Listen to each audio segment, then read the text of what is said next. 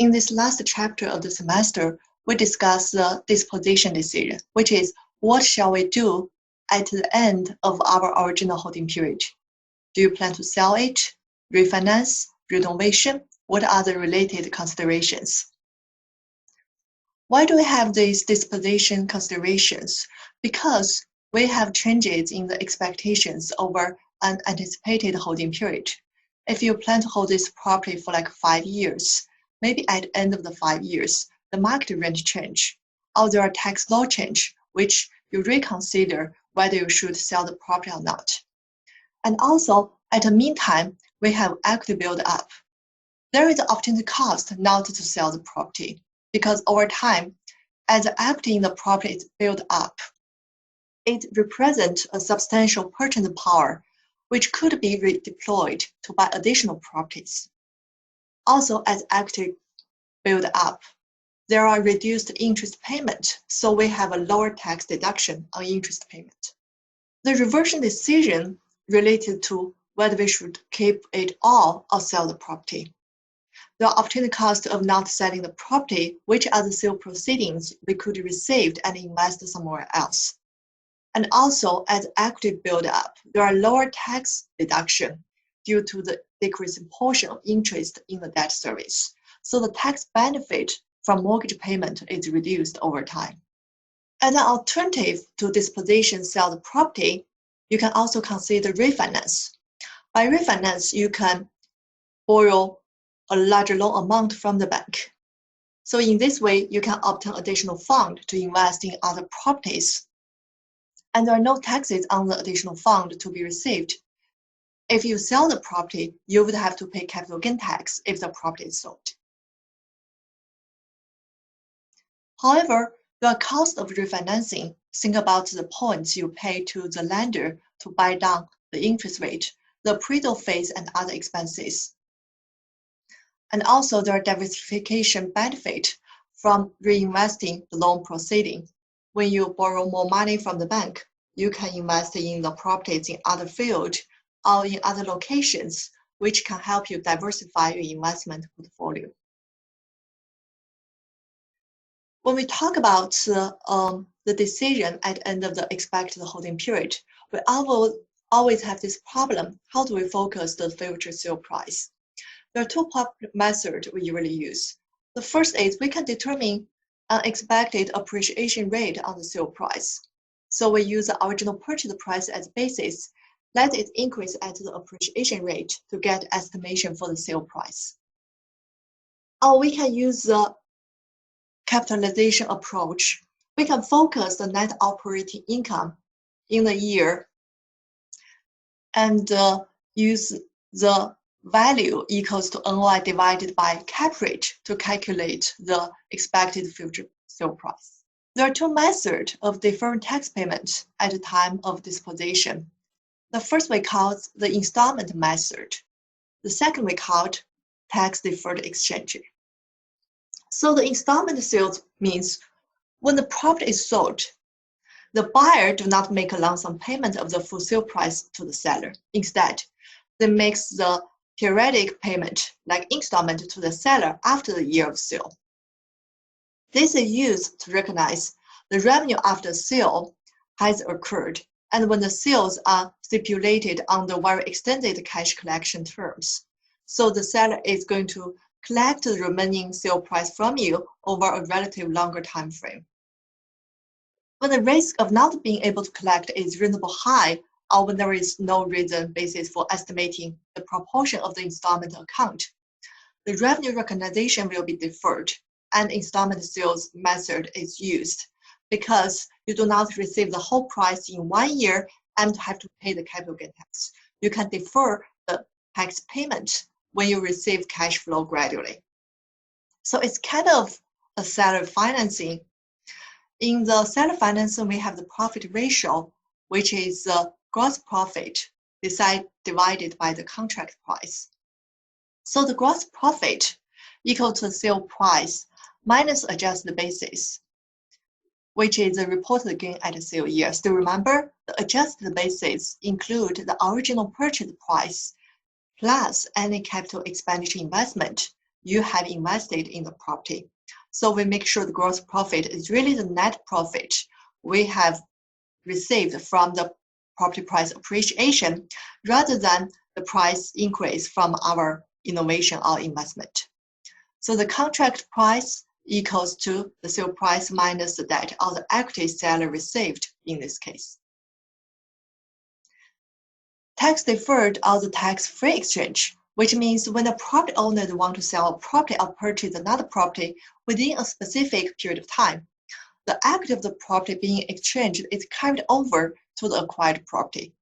When the acquired property is eventually sold, the deferred capital gain tax are paid at that time, which means if you want to sell a commercial property and you are going to pay a very high capital gain tax, what you can do is you can enroll in this 1031 exchange.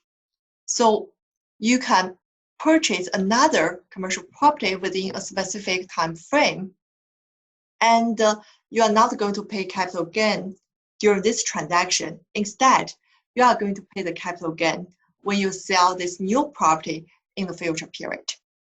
So that kind of deferred capital gain tax is really important benefit. There are usually specific time frames for the 1031 exchange, which means you have to purchase another property in a specific period of time. And also there are safe harbor rules. You need to have qualified escrow account, trust, or intermediaries. The balance of equities in the tax deferred is the unrecognized gain, which is the realized gain, the realized sale price minus the book your original purchase price. So that is the unrecognized gain during this transaction. You are not going to pay capital gain on this unrecognized gain. And the reverse exchanges are also possible. So 1031 exchange is very important for sellers to defer their capital gain tax, and it's a benefit for the sellers. Consider bidding for a vacant lot. The research has concluded that one of the following projects, Project A and Project B, would be the best project to be built on this lot. You have gathered the following data on the project. Forecasts for Project A are as following. So the NOI for Project A will be $1.9 million. The building cost for this project will be $18,500,000. The current capitalization rate is 9.5%. The projection for Project B is as follows. The net operating income for this project will be $800,000. The building cost will be $6.3 million. Current capitalization rate is 9.5%. Assume, for simplicity, that you are risk neutral. Neither capital rate or building cost will change over the next 3 years, and that discount rate will be the same as the cap rate. What will be the maximum amount you would offer for this lot, and show your work. So in this problem, what we know is for the same lot, if we have different projects developed on this lot, we can have different cash flow and benefit.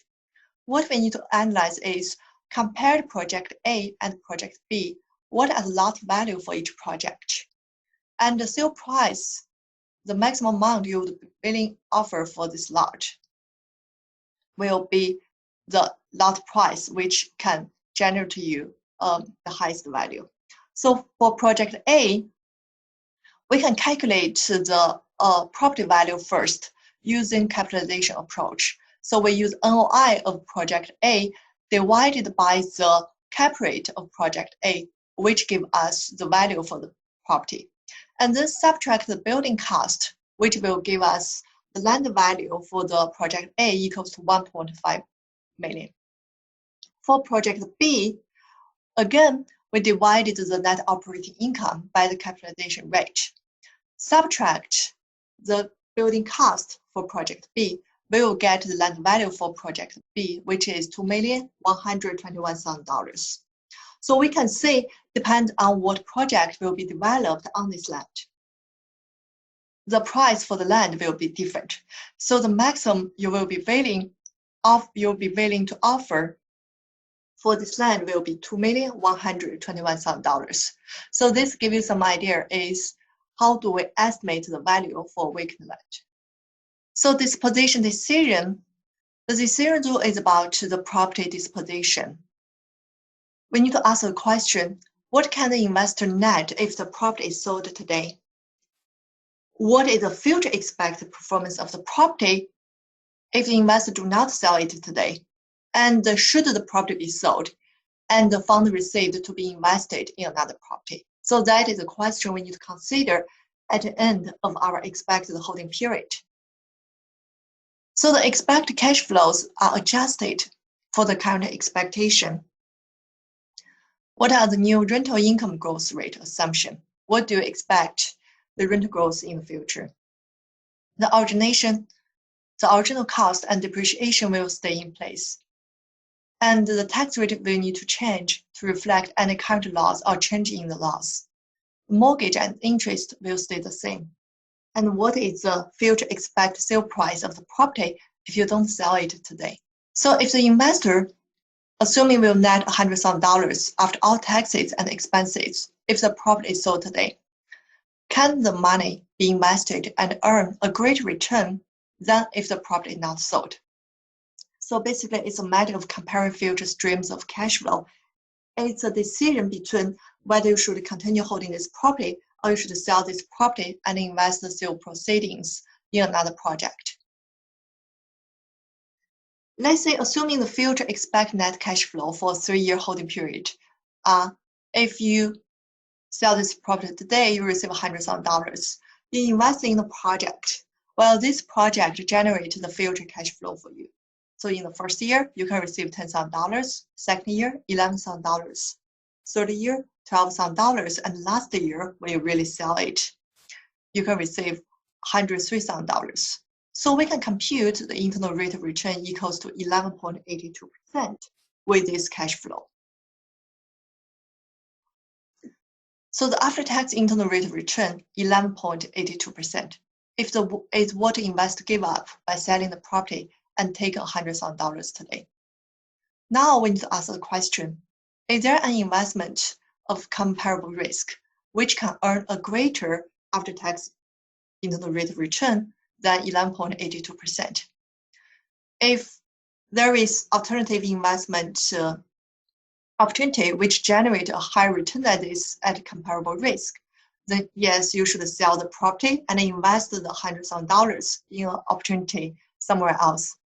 If there are not other investment opportunity which could generate such a good return with a comparable risk, then you shouldn't sell this property and you should hold this property for another 3 years. So what is the return to new investors?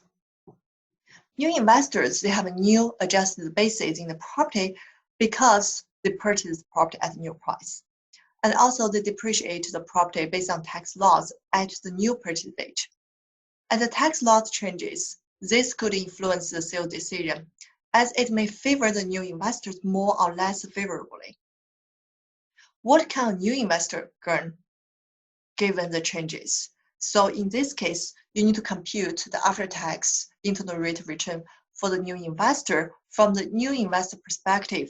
Whether they should purchase this property or they should invest their money in another place. So the marginal rate of return is one important criteria we use to evaluate the decision at the end of the holding period. So it evaluates the disposition for a 1-year holding period, which basically means every year we try to answer the question, hey, shall we keep this property for another year or not?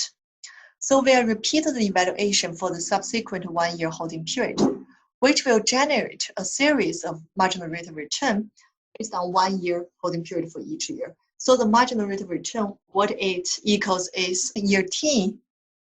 We ask us the question, hey, shall we sell this property at year T? So we make focused for the year T plus 1 cash flow.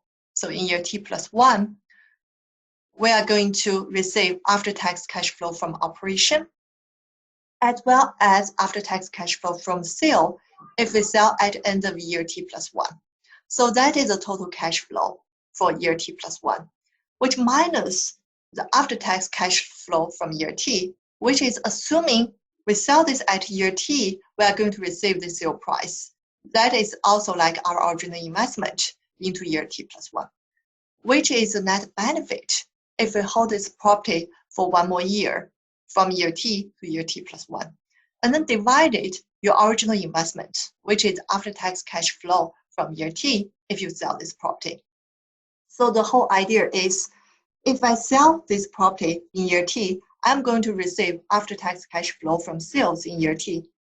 And with this amount of money, I have to consider whether I should keep investing in this property, receive after-tax cash flow from operation and after-tax cash flow from sale year T plus 1, or I should invest in somewhere else. So the marginal rate of return is the rate of return if I continue holding this property for 1 more period from year T to year T plus 1.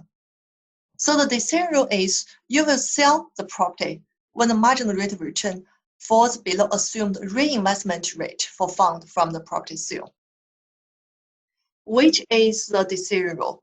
So we calculate marginal rate of return for us to hold this property for 1 more year. Let's not sell it in year T, rather sell it in year T plus 1. What is the marginal rate of return for holding this property for 1 more year? And compare the reinvestment rate, which is the rate if I sell this property in year T, get all the sales proceedings, invest in another place. I need to compare the marginal rate of return with the reinvestment rate I can get for the funds from somewhere else. So if the marginal rate of return is lower than the reinvestment rate I can get somewhere else, I should sell this property. Because we can calculate the marginal rate of return repeatedly for every year. So we have a timeline for the marginal rate of return over time. We compare the marginal rate of return over time with the reinvestment rate. As far as marginal rate of return fall below the reinvestment rate, we will sell this property. And this also tells us what is the optimal holding period for this project. The optimal holding period for this project will be up to the time when the marginal rate of return equals to or greater than the reinvestment rate. So the reinvestment rate could be constant or could change with the overall market conditions, and it should reflect market rate and return on the alternative investment opportunities. So we know the marginal rate of return equals to the total cash flow from year T plus 1 if we continue invest in this property minus the after-tax cash flow from sales in year T divided the after-tax cash flow from sales in year T. So the property should be sold when the marginal rate of return fall below the rate at which the fund can be reinvested for. If we look at this graph here, assuming we have a constant reinvestment rate and we calculate the marginal rate of return for every year. So when the marginal rate of return is below the reinvestment rate, which means we should sell the property and invest in somewhere else to make a higher return. And the intersection point also gives us the optimal holding period. So it's good if you hold this property up to this point where marginal rate of return equals to reinvestment rate. If we do not have a reinvestment rate constantly, instead our reinvestment rate is changing over time, that's the same decision rule. And we compare the marginal rate of return with reinvestment every period. And as far as marginal rate of return of holding this period fall below reinvestment rate, the return we can get somewhere else, we will sell the property. The intersection point between marginal rate of return and reinvestment rate will give us the optimal holding period. So that is the decision whether we should sell this property or not. Alternatively, you can also consider how about whether we should refinance the property or not. So if we refinance the property, which means we need money, so we go to refinance the property, we get more loan amount from the bank. With this increased loan to value ratio, it will give us additional fund to invest, which kind of similar, we can get more money to invest somewhere else. However, we have to consider the incremental cost of refinancing. So what are the additional funds obtained by refinancing? What is the money amount we need to invest somewhere else? What are the additional cash flows? Think about when we increase loan to value ratio, of course, we obtain a larger cash amount from the bank. However, we have a larger debt payment in the future. So the cash flow will be changed. We will have a bigger cash outflow for the mortgage obligation. And then we solve for the interest rate. Can the interest rate be earned or borrowed funds? However, again, when we refinance, we get more cash from the bank. We can invest in different properties or property in different locations. We can enjoy this diversification benefit from the reinvesting the loan proceedings. Alternatively, we can do renovation on the property. Like our property has been sitting there and have been out of date, or we need some new features for the buildings, like green buildings or more efficient buildings. So what are the economic trends? Is the property improvement justified? For our investment on this property, will it generate a better cash flow in the future? Will the cost be smaller than the future benefit? So we need to look at grow the size of the asset or upgrade the quality of the property. And whether we should convert this property to a new use, such as an office building to apartment buildings, or the rental apartment to condos. What is the renovation cost for this investment? Does the renovation require additional equity? Where do we get this amount of money? What are the available financing sources we can reach out for the renovation purpose? So for the renovation, we need to calculate the incremental change in the expected future operating cash flows. And because we renovate this property, which means on one hand, we are going to receive a better rental income in the future. That's why we renovate this property. While at the meantime, if we need to borrow money to finance the renovation cost, which also means we have a bigger debt payment in the future. So we also calculate the incremental change in the future expected selling price of the property. Renovation usually brings appreciation value in the property as well. And we can determine the internal rate of return on the additional equity investment. So compare the current equity investment for renovation with the expected future benefit from renovation. And we determine internal rate of return from renovation and compare this internal rate of return for the alternative equivalent risk investment. Again, when we evaluate renovation decision, it's still an investment decision. What is the expected rate of return from this renovation decision? If this return is lower than the investment somewhere else, I would be better off to put my money to invest somewhere else rather than renovate the property. There are some additional considerations. For example, we can combine renovation and refinancing. And there are portfolio balancing considerations, which instead of staying in one property, you want to have additional fund to invest in alternative properties or diversify your portfolios. And there are also rehabilitation investment tax credit, which is a dollar for dollar reduction in taxes, and which could result 10% credit if it's placed into service before the 1936 for the year of building. Or you can get 20% credit if it is a certified historical structure. And there are also low-income housing tax credit, which is the creation of Tax Reform Act of 1986. So for the low-income housing project, you can get 9% or 4% credit, depending on the buildings, which again, is kind of subsidized by the government. Example of disposition. Small apartment buildings was acquired 5 years ago for $200,000. It was 80 years old at the time of purchase and was financed with 75% mortgage made at 11% for 25 years. So building is 80% of the property value. Investor tax rate is 28% and 20% for capital gain tax. Current value of the building is estimated to be $250,000. The selling cost equals 6% of the selling price.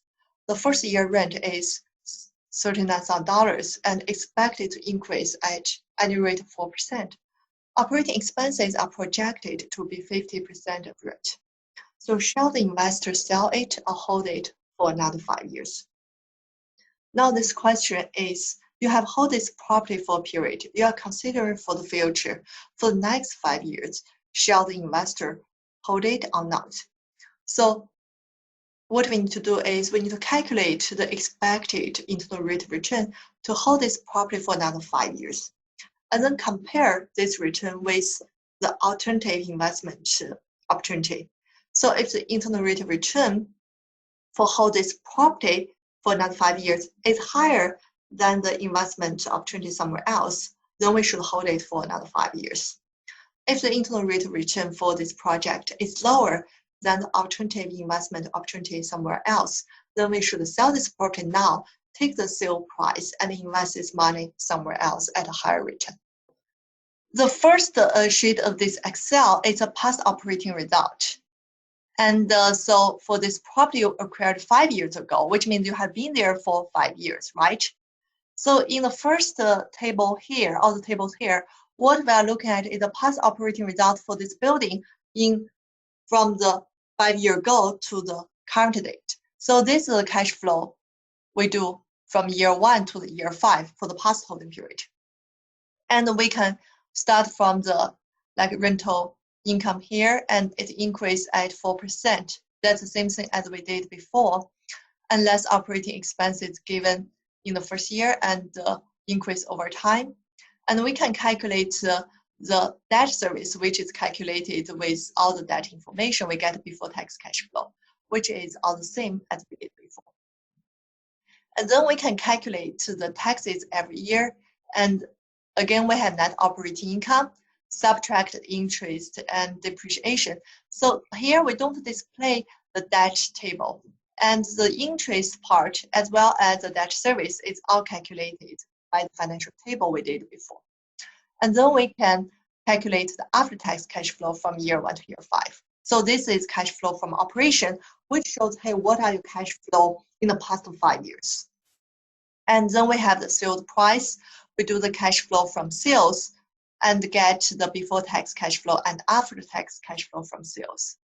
Then we can calculate the cash flow summaries, so which is your original investment and all the cash flow from year 1 to year 5, which happened in the past 5 years. So we have a before-tax return and internal tax return. So what I want you to consider is how this is our whole investment history in the past 5 years when we hold this property. Now we have to consider what is the decision for the next 5 years. Shall we hold this property for another 5 years?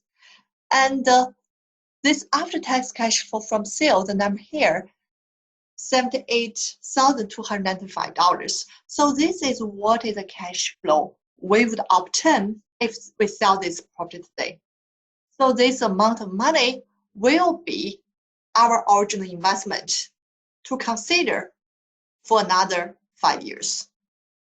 So we are considered saying, hey, whether we should sell this property for $78,295 today, or we should continue investing in this property. So now let's look at this decision.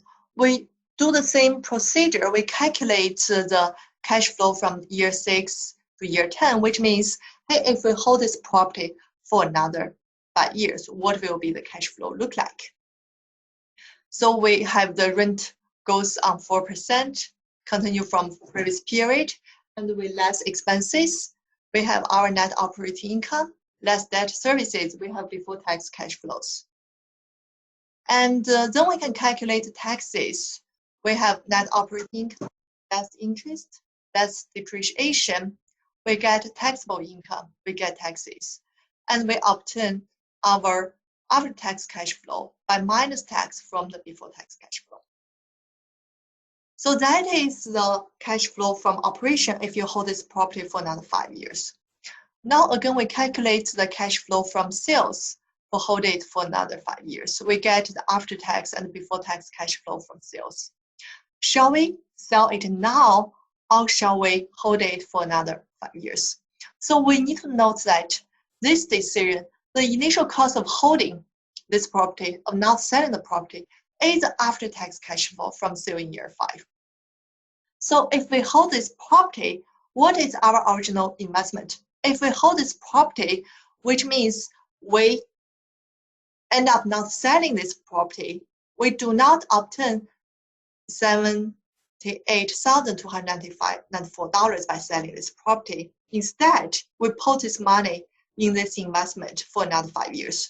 So the after-tax cash flow from year 5 will be the original investment for the consideration for another 5-year investment opportunity.